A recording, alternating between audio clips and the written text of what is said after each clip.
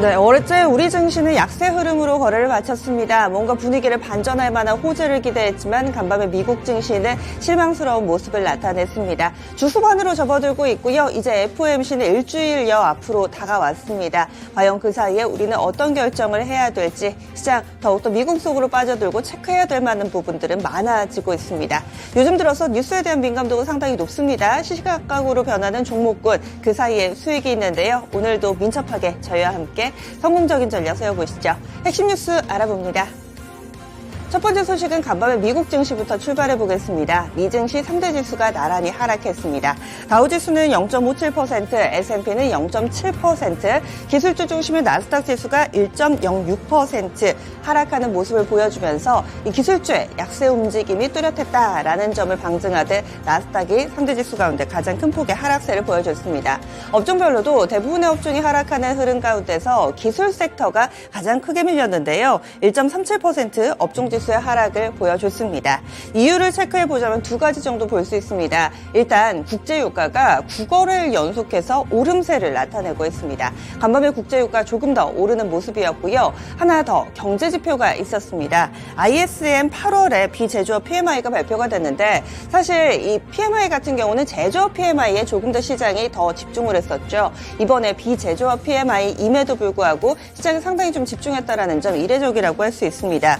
왜냐면은요, 54.5가 발표가 됐습니다. 전달치인 52.7 그리고 예상치인 52.5 모두 다 상회하는 모습을 보여줬는데 구매 관리자들이 경기 침체에 대한 경고를 심각하게 받아들이지 않고 있고 또 연간 예측을 충족하고 있어서 낙관적인 전망이 상당히 좀 많은 상황이라고 합니다. 이런 상황 속에서 이 11월에 금리 인상 확률이 50%가량으로 상향된 상황인데요.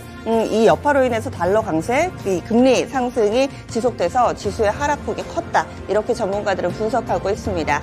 페드워치상으로 보더라도요. 지금 이번 9월 FOMC는 동결 가능성이 높습니다. 이 부분을 요즘에는 보기보다는 탭을 좀 옆으로 옮겨보시면은 11월 달의 가능성을 좀 더 보셔야 될 것 같은데요. 지금 현재 기준으로 봤을 때는 11월도 동결 가능성이 약간 더 높습니다. 52대 48 이 정도로 좀 구성이 되어 있는 상황인데 지금 11월 달에 인상 가능성이 약간씩 높아지고 있는 요즘 분위기에 월가는 조금 더 집중하고 있는 상황입니다. 거기에다가 또 국채금리 보셔야 됩니다. 국채금리가 즉각적으로 반응이 나왔거든요. 2년물 기준으로 봤을 때는 5%대 재차 진입하는 모습이었고요. 10년물의 경우에는 4.3%에 육박하는 모습을 보여주고 있습니다. 10년물은 4.3 기준으로 이 부분을 넘어서게 되면은 우려가 다소 좀 고조되는데 지금 4.3 거의 또 임박한 모습을 보여주고 있습니다. 기술주 전체적으로 좀 밀려 내려가는 모습을 보여줬고요. 그 가운데서 애플이 3%대 하락하면서 가장 깊은 낙폭을 보여줬습니다. 다음으로는 애플 소식입니다. 애플이 기술주 가운데 가장 크게 밀렸다라고 말씀을 드렸는데 그럼 왜 밀렸느냐 이 부분에 대한 뉴스가 보도가 됐는데요. 바로 미국이 중국이 만든 틱톡이나 화웨이 제품에 대해서 금지를 하자 중국도 맞불 카드를 꺼내 들었습니다. 미국에서 만든 아이폰 쓰지 말라는 건데요. 전 국민에게 쓰지 말라고 할 수는 없겠죠. 이 정부기관에서 근무하는 공무원들에게 애플의 아이폰을 비롯해서 외국산 휴대폰 사용을 금지했다라는 보도가 전해졌습니다.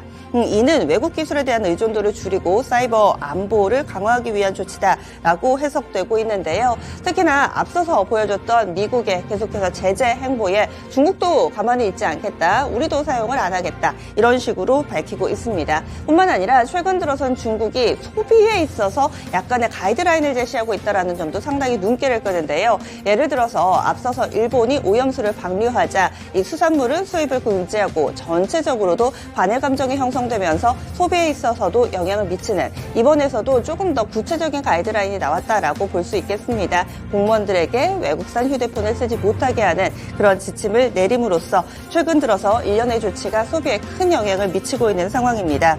애플 같은 경우는 타격이 불가피합니다. 왜냐하면 중국은요, 애플에게 상당히 큰 시장이거든요.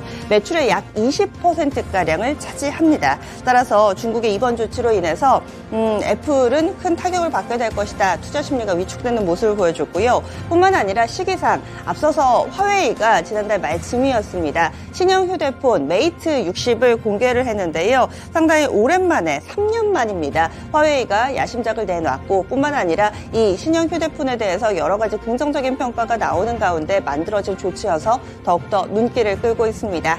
애플의 주가가 크게 밀렸기 때문에 관련된 부품주들도 약세 흐름을 보일 수밖에 없겠죠. 국내에 상장되어 있는 애플 관련된 종목, 더구전자, 그리고 LG이노텍, BH 이렇게 세 종목은 어제의 장에서도 약세 흐름을 보여줬는데요. 오늘 장 이런 중국의 조치에 어떤 반응이 나올지 주목해 보셔야겠습니다. 다음 소식 넘어갑니다. 미국에서 나온 내용 하나 더 볼 텐데요. 베이지북입니다. 이번 주 주간 증시 전망상으로 봤을 때 이 증권가에서 주목했던 이벤트는 바로 이거였습니다. 베이지북이었는데 사실 현재 상황하고는 다소 좀 괴리가 있습니다. 앞서 있었던 회의 그리고 전체적인 이 경제 상황을 집계를 해서 이 베이지북에 담게 되는데요. 따라서 지난 데이터라고 볼 수가 있습니다. 대부분의 지역에서 지난 7월에서 8월 경제 성장은 완만한 것으로 나타났다. 이 이렇게 완만한 것으로 나타났다라고 평가를 좀 했었는데요. 이런 부분들이 이 베이지북에 담겨 있다라고 볼 수가 있겠습니다. 보고서에 따르면은 이 팬데믹 이후에 이른바 펜트업이라고 하는데요. 억눌렸던 반발 수요가 좀 발생하는 것, 이 펜트업 현상이 막바지에 이르면서 여행 관련 소비 지출이 예상보다 강력했던 것으로 나타난다라고 베이지북에서는 담고 있습니다. 반면에 비필수 물품을 비롯해서 다른 소비 지출은 둔화한 것으로 이렇게 나타나고 있는데요. 이와 함께 일부 지역에서는 소비자들이 저축액 소진이 되면서 대출에 의존하기 시작했다. 이 부분도 상당히 좀 중요합니다. 모아놨던 돈을 소비가 너무 심하고 또 인플레가 있기 때문에 다 써서 이제 일부 가게에서는 대출에 의존한다. 이 부분은 다소 경고음으로 받아들일 수 있는 대목인데요. 이번에 베이지북에서는 이렇게 이야기가 나왔습니다. 하지만 최근 들어서 연일 상승하고 있는 국제 유가라든지 그리고 경제 지표 내용은 아직 반영이 되지 않은 상황이기 때문에 이번 FOMC에서는 현재 진행형인 부분들 그리고 앞서서 나왔던 데이터들을 버무려서 또 어떤 결과를 내놓을지 FOMC에 대한 이 기대감 그리고 관심이 더욱더 고조되고 있습니다. 다음 소식은 국내로 좀 눈을 돌려봅니다. 일정 하나 체크해 보겠습니다. 바로 루마이안 이 아람코 회장이자 사우디 국부펀드의 총재가 우리나라를 방문했습니다. 어제 저녁에 우리나라 도착했고요. 저녁 비행기여서 어제 일정은 특별하게 없었습니다. 오늘이 중요합니다. 왜냐하면 2박 3일간의 일정인데요. 그 가운데서 여러 가지 이 일정을 소화할 수 있는 날이 오늘밖에 없습니다. 내일은 다시 또 귀국을 해야 되는 일정이 있고요. 이 사람이 왜 중요하냐면 빈살만 사우디 왕세자의 최측근이자 이른바 금고지기로 불립니다. 이 사우디 국부펀드가 굉장히 규모가 큰데요.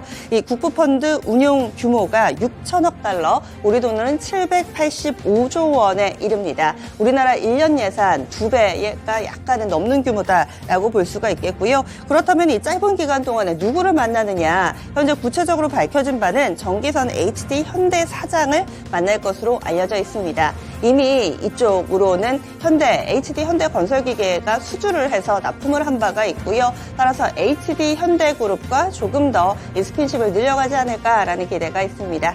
관련된 종목군 보겠습니다. HD 현대 그룹주들 묶어봤는데요. 어제 HD 현대 0.7% 올랐고요. 현대 중공업적으로 강보합권이었습니다. 나머지 종목군들 최근 들어서 건설 중장비 업체 쪽으로는 그동안 가파른 상승 이후에 다소 좀 차익 매물 출회되고 있는 상황인데요. 어제도 3% 안팎으로 밀렸습니다. 오늘 이 뉴스에 어떤 반응이 나올지 체크 필요해 보입니다. 다음 마지막 소식 넘어가겠습니다. 각 기업에서 생성형 AI 만들고 있는데 이게 어디에 쓰일까? 그리고 개인 소비자뿐만 아니라 기업용으로 먼저 개발을 하는 곳들이 늘어나면서 기업용으로 어떻게 활용이 될까 상당히 많은 관심을 모으고 있습니다. 그 가운데서 삼성전자가 반도체 개발에 네이버가 이번에 공개한 하이퍼클로버 X AI를 쓸 것이라고 일부 매체 단독 보도 전해지고 있습니다. 네이버 클라우드의 기업용 AI 서비스인 뉴로 클라우드 4 하이퍼 클로버 X를 사용하기로 합의했다라는 보도가 나오고 있는 상황인데요. 삼성전자는 직원들에게 하이퍼 클로버 X의 12월 사내 출시를 공개하기도 했습니다. 이미 좀 알려진 내용입니다. 사내에서는 공지가 좀 나온 상황이고요. 현재 KB금융을 비롯해서 다른 대기업들도 생산성 향상을 위해서 이 산업용 AI 접목을 검토를 하고 있는데 아직까지 좀 이렇다하게 빠르게 추진하는 회사가 나오지는 않은 상황이고요. 삼성전자의 이번 결정이 과연 앞으로 다른 기업들에게는 어떤 영향을 미칠지 더욱더 관심이 고조되고 있습니다. 삼성전자 IT 잘하는데 직접 만들면 되는 거 아닐까 이런 생각도 하실 텐데요. 왜냐하면 이 AI 생태계를 형성하는 데 있어서 LLM이라고 언어 모델이 상당히 중요합니다. 그런데 이것을 개발하는데 많은 비용과 돈이 들어가게 되는데요. 직접 개발하기 어려운 기업들의 하이퍼클로버 X를 제공을 하고 클라우드 서버를 기업 내에 두는 방식으로 또 보안, 데이터 안보까지 보완을 하는 그런 방식으로 진행될 예정이라고 하는데요. 반도체 관련해서는 기술 유출이 상당히 중요하죠. 그런데 이 부분을 걱정할 필요 없이 컨테이너 박스만한 데이터 센터 자체를 삼성전자 내에 두고 이 하이퍼클로버 X만 제공을 하는 형태로 진행하기 때문에 이런 부분들도 모두 다 해소된 것으로 업계에서는 보고 있습니다. 관련된 종목입니다. 최근 들어서 이 AI를 의료에 접목할 경우 영상 진단이라든지 관련주들 급등하는 모습 보여주고 있는데요. 반도체 섹터 여기에서 넘어가 이제 산업용으로 확대될 수 있을지 그 가능성을 볼 수 있는 그런 계기가 될 것으로 보입니다. 어제 관련주들도 약간은 좀 조정 양상을 나타냈습니다. 특히나 솔트룩스는 신제품 공개하는 날인데요. 오히려 재료 노출되면서 주가 6% 정도 밀렸습니다. AI, 인공지능과 관련해서는 쉴 때 계속해서 눈여겨보자라는 분석들이 나오는 만큼 이 부분까지 오늘의 핵심 뉴스로 정리해봤습니다. 그럼 오늘도 개장은 증권통과 함께 하시죠.